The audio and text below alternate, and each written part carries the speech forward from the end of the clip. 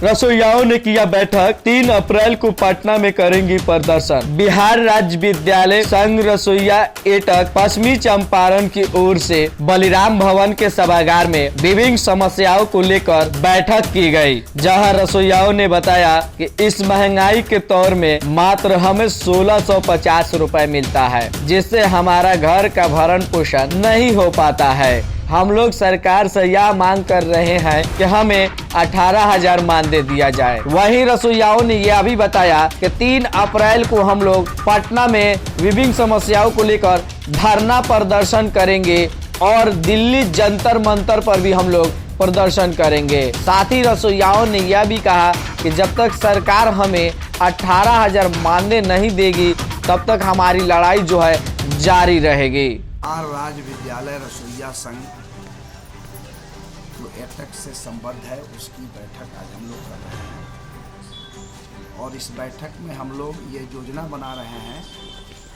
कि बिहार राज्य विद्यालय रसोइया संघ और अन्य रसोइया संघों के संयुक्त मोर्चा के आह्वान पर 3 अप्रैल को पटना में प्रदर्शन और धरना का आयोजन किया गया है। उस कार्यक्रम में पश्चिम चंपारण की ज़्यादा से ज़्यादा रसोइया कैसे भाग लें, इसके लिए आज की बैठक में हम लोग रणनीति तैयार कर रहे हैं, योजना बना रहे हैं। 28 मार्च को पूरे देश के स्कीम वर्कर्स की ओर से, जिसमें हमारी रसोइया भी सम्मिलित है, दिल्ली में जंतर मंतर पर धरना प्रदर्शन आयोजित किया गया है और उसका मकसद है कि अभी भारत सरकार जो हाल में बजट पेश की 2023-2024 का बजट है, उस बजट में कल्याण विभाग के बजट में बड़े पैमाने पर कटौती की गई। दूसरे विभाग के बजट में भी कटौती की गई, लेकिन कल्याण विभाग के बजट में कटौती जो हुआ है उसका सीधा असर हमारी रसोइया के ऊपर पड़ेगा। उस बजट में कटौती के खिलाफ में 28 मार्च को दिल्ली में कार्यक्रम है और बिहार सरकार और भारत सरकार दोनों सरकारें मिल करके जो हमारी रसोइया को मानदेय देती है वो मानदेय बहुत ही कम है, मात्र 1650 रुपया है। इसके लिए हम लोग लगातार संघर्ष करते आ रहे हैं, संघर्ष किए हैं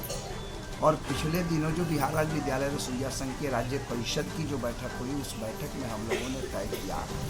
कि 2023 का जो वर्ष है, इस वर्ष को हम लोग संघर्षों के वर्ष के रूप में मनाएंगे और रसोइया के सवाल को हम लोग मजबूती से उठाएंगे, क्योंकि 24 में चुनाव होने वाला है, पार्लियामेंट का चुनाव, और 2025 में विधानसभा का चुनाव होने वाला है। और यदि सरकार हमारी रसोइया के मानदेय में बढ़ोतरी नहीं करती है, रसोइया के मांगों पर गंभीरतापूर्वक और सहानुभूतिपूर्वक विचार नहीं करती है, तो हम लोग रसोइया संघ को इस सरकार के खिलाफ भी मतदान करने के लिए प्रेरित करेंगे। इस सरकार को भी हम लोग सत्ता से हटाने का प्रयास करेंगे। लेकिन सबसे बड़ा सवाल ये है कि ये मजदूरों का संगठन है और मजदूरों का संगठन जो है, अभी जो देश के अंदर जो सरकार चल रही है, ये कंप्लीट मजदूर विरोधी सरकार है। ये मजदूरों की आवाज़ को दबाने का प्रयास कर रही है और इसका कई रिजल्ट भी सामने आया है कि कई जगह पर जो मजदूरों का आंदोलन चल रहा था, उस आंदोलन को बड़े पैमाने पर कुचलने का प्रयास किया गया। इधर जो कुछ सूचना हम लोगों को मिली है कि जो मजदूर यूनियन पहले से निबंधित हैं, रजिस्टर्ड है, उनके निबंधन को भी रद्द किया जा रहा है। मतलब मजदूर संगठित होकर के अपने हक की लड़ाई को मजबूती से नहीं उठा सकें, इसके लिए भी इस देश की सरकार जो है वो प्रयास कर रही है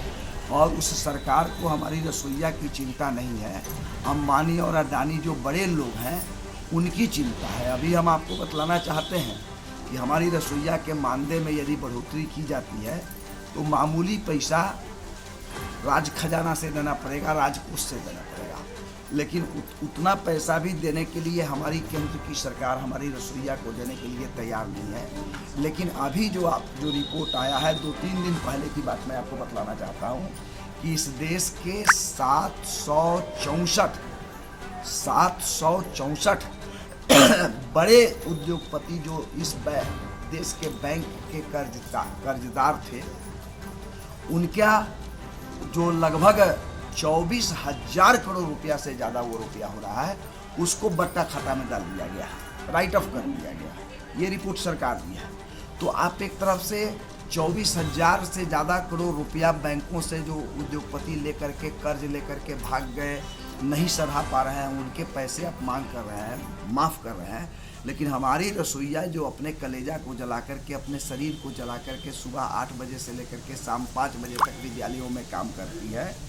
और बच्चों को कुपोषित होने से बचाती है, वो अपने मानदेय में बढ़ोतरी करने की बात कर रही है, तो सरकार सीधे दोनों हाथ खड़ा कर दे रही है कि हमारे पास पैसा नहीं है। तो हम भी ये साफ साफ कहना चाहते हैं कि हमारी रसोइया को देने के लिए आपके राजकोष में पैसा नहीं है और देश के चुनिंदा उद्योगपतियों का पैसा माफ़ करने के लिए आपके पास पैसा है, तो हमारी रसोइया को भी एक वोट देने का अधिकार है और उन उद्योगपतियों को भी एक वोट देने का अधिकार है। आने वाले चुनाव में हमारी रसोइया आपको भी सबक सिखाएगी और आपके खिलाफ मतदान करके आपको गद्दी से उतारने का प्रयास करेगी।